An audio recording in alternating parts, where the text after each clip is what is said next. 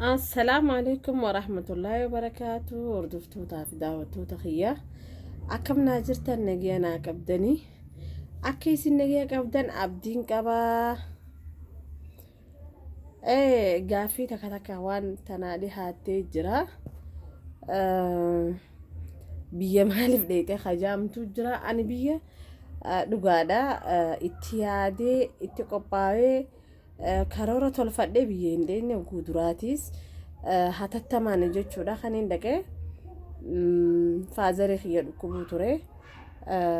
hedduu dhukkubuu ture akka hamaa haala hamaarra waan tureef jechuu yeroo san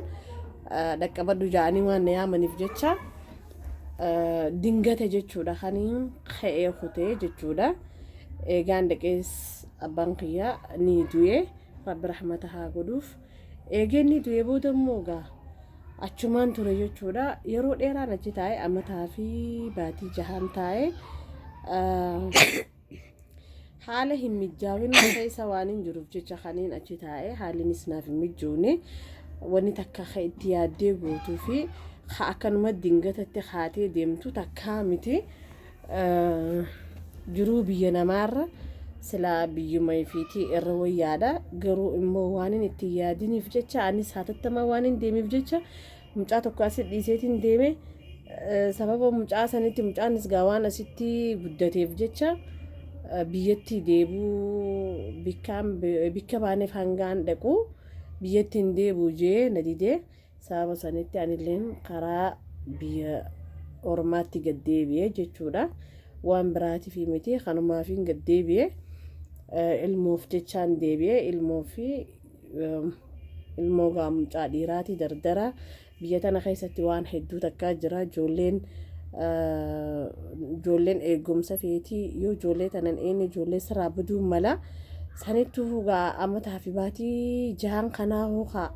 ollaa fi firaa fi hundatti dawwalaa naa eegaa naa quba qabaadhaa bira naa jiraadhaa yaada ji'uutti akkasitti isaaniif itti himaa itti dawwalaa isattis dawwalaa haala kanaanin as gahe alhamdulillah rabbiinis irra na gargaaree jechuudha haala kanaanin as gahe amma garuu gaa alhamdulillah anuu dhufeetiin jira silattuu ilmoo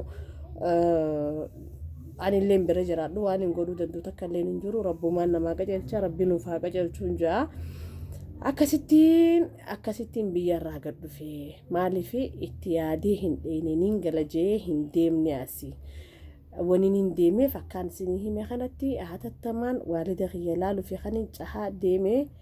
osoon yaanne jechuudha bakka akkanumatti dingatatti wanta akka gisee musiibaa nama dhuftu dingata waan dhufteef jecha osoo hin yaanne osoon ittiin qophoone bakka noolii bichaa laalladhee kanin biyya tanaa bahee jechuudha alhamdulillah waalida kiyyallee ijaan rabbina agarsiise ijaanillee wal agarre alhamdulillah hin jaa akkasii waan biraammoo taatu interview na godhu namni interview osoo hin taane namni yaada biraa ka qabdan jiraate na dubbisuu dandeessanii yaada feetanillee na gaafachuu ni dandeessanii waan hundaafuu waan na gaafattan hundaafuu ani qophiidha yaada isin na gaafattan hundaafis qophiidha madarakni isiniif banaadha faaya jiru waa gaafachuu namni barbaadu na gaafachuu dandeessanii bal'inaan isiniif ibsuu dandeeyaa jechuudha ammaaf tanuma gaa waan ani qabadhee isinii dhiyaadhe alhamdulillah gaa eegaan asittis dhufee eegaan as dhufees gaa honoo gammachuumattiin jira wanta kalleen hin jirtu taa'uma jirra ganaa dalagatti illee hin seenne inshallah gaa dalagattis nin seena jeetii yaada qaba rabbiin waa laafisu du'aayi nu godha rabbiin waa laafisu inshallah hedduun isin jaaladha hedduun isin kabajaa